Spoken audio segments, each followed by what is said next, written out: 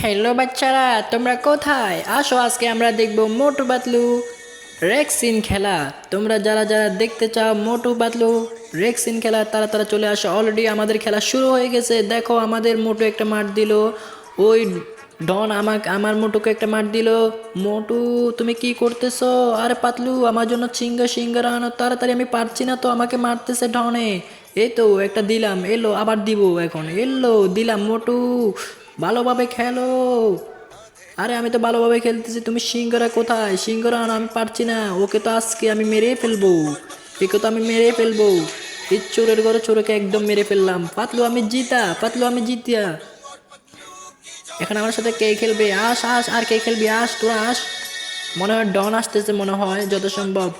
তোকে তো আজকে না, বক্সার ভাই আসলো, ওই বক্সার ভাইকে তো আমি একদম মেরে ফেলবো রে। এলো এলো এলো, আমার সাথে খেলবি না?